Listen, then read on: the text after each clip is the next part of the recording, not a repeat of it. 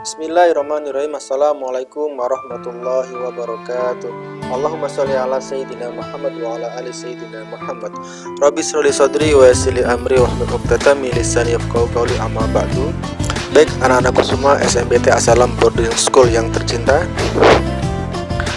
pagi ini kita akan membahas berkaitan dengan interaksi sosial.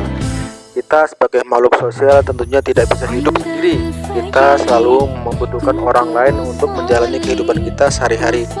Dari kita dilahirkan sampai kita dewasa, sampai kita menikah, dan sampai kita wafat nanti, tentunya kita tidak bisa hidup sendiri. Sangat jarang sekali ada orang yang bisa hidup sendiri. Pasti setiap manusia di dunia ini pasti membutuhkan bantuan orang lain. Mungkin kalau di film ada Tarzan yang tinggal di hutan, yang bisa hidup sendiri, tentunya itu pun tidak bisa hidup sendiri, itu menggunakan bantuan dari kera yang merawatnya. Itu kalau di film Tarzan ya. Mungkin kalian tahu film Tarzan, mungkin kalian belum familiar dengan film Tarzan. Dulu ketika Ustaz masih kecil ada film Tarzan ya. Jadi apa itu interaksi sosial? Coba akan kita bahas pengertian dari interaksi sosial. Pengertian dan syarat interaksi sosial. Yang pertama, interaksi sosial adalah hubungan timbal balik. Hubungan sosial berupa aksi saling mempengaruhi. Aksi ini dapat terjadi antara individu dengan individu, atau antara individu dengan kelompok, atau antara kelompok dengan kelompok. Jadi, interaksi ini antara orang lain dan orang lain pun ada timbal baliknya. Ketika terjadi timbal balik komunikasi, maka disebut interaksi sosial. Kalau tidak terjadi interaksi sosial, kalau tidak terjadi timbal balik, maka itu tidak bisa dikatakan sebagai interaksi sosial. Ustaz contohkan, ketika Ustaz menelpon seseorang, kring kring kring, terus teleponnya tidak diangkat, itu kira-kira terjadi gak sebuah interaksi? Tentunya itu tidak terjadi sebuah interaksi, karena tidak ada interaksi sosial, karena telepon Ustaz tidak diangkat ya. Kita akan ambil contoh interaksi sosial antar individu. Ini adalah gambar dari si Mas ini yang pakai kacamata dengan Mas yang pakai kacamata ini saling bersalaman dan saling menyapa. Ini adalah salah satu bentuk interaksi sosial antar individu. Interaksi sosial antar individu ini ketika orang yang satu memberikan aksi, maka orang yang lain memberikan reaksi atau memberikan tanya. Ketika orang lain yang menanya, kemudian yang lain menjawab. Itu adalah salah satu bentuk interaksi sosial antar individu ya.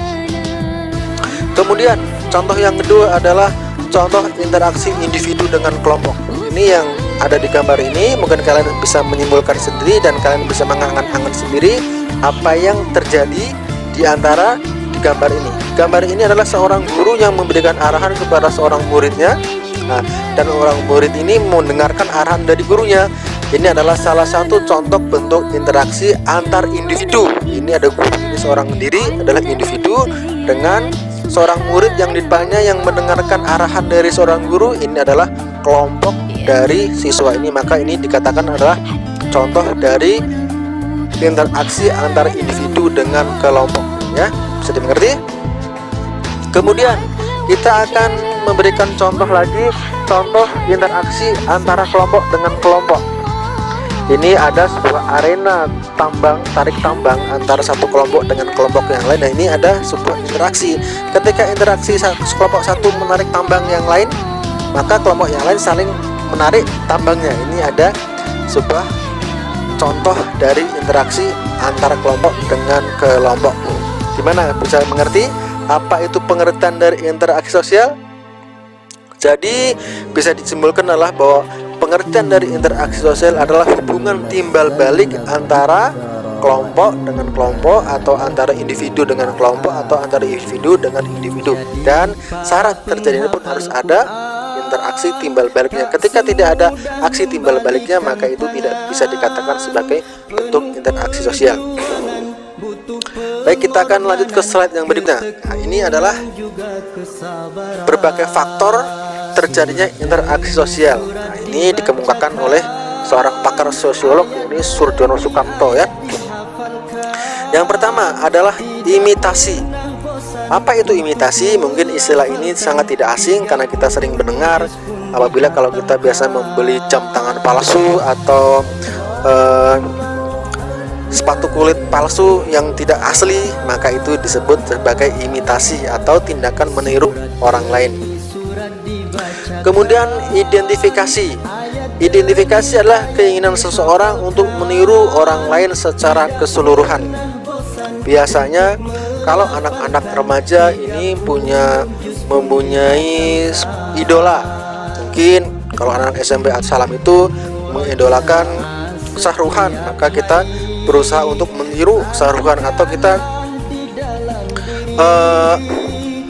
suka dengan Rano Karno, maka kita untuk meniru tingkah lakunya seperti Rano Karno. Kalau seandainya proses identifikasi ini dilakukan kepada Rasulullah, wah itu lebih bagus lagi.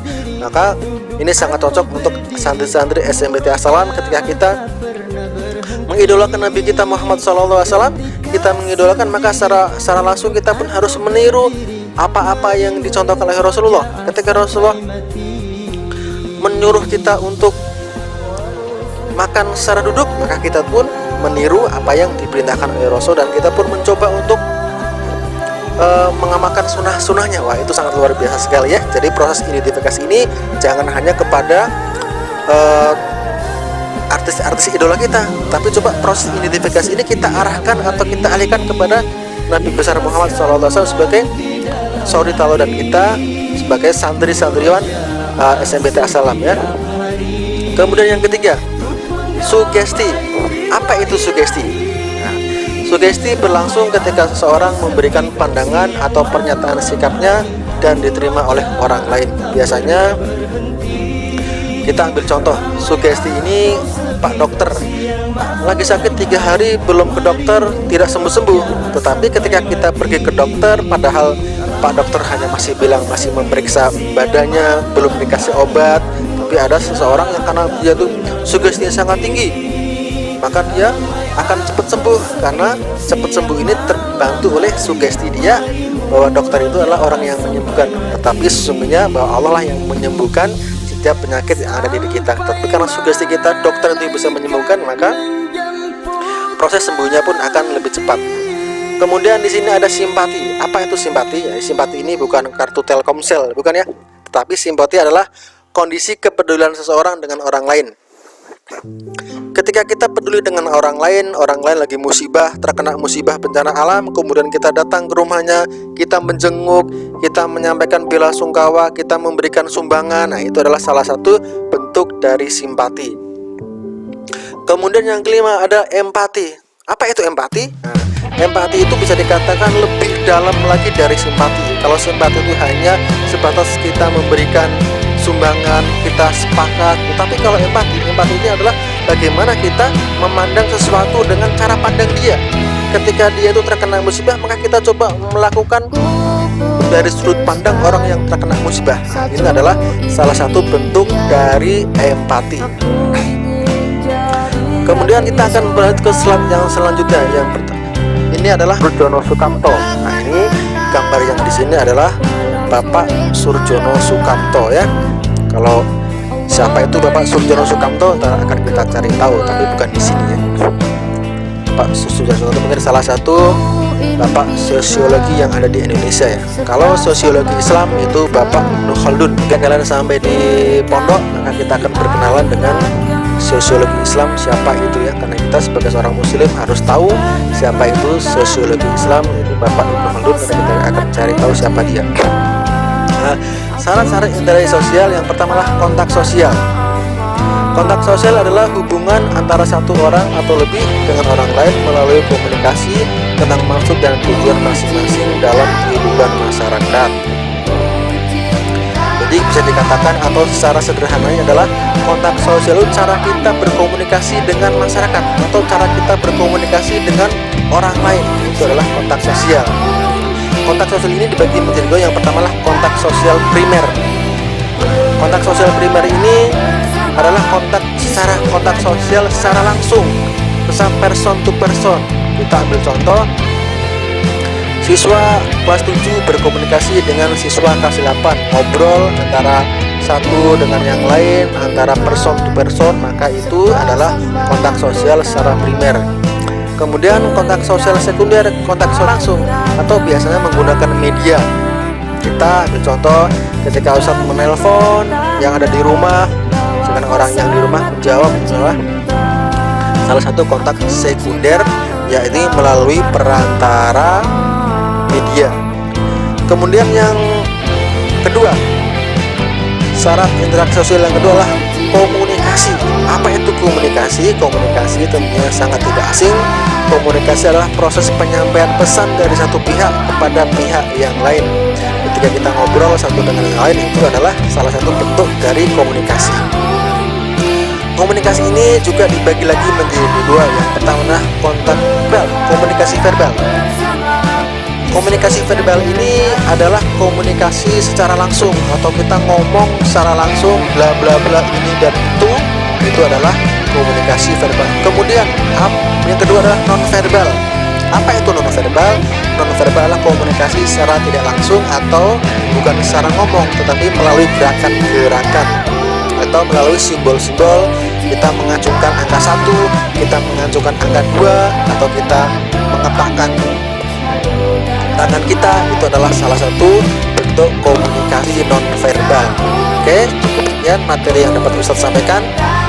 Untuk minggu depan kita akan membahas tentang bentuk-bentuk dari interaksi sosial. Ustadz mohon maaf bila ada salah kata. Akhirul kalam wabillahi taufiq wal hidayah. Wassalamualaikum warahmatullahi wabarakatuh.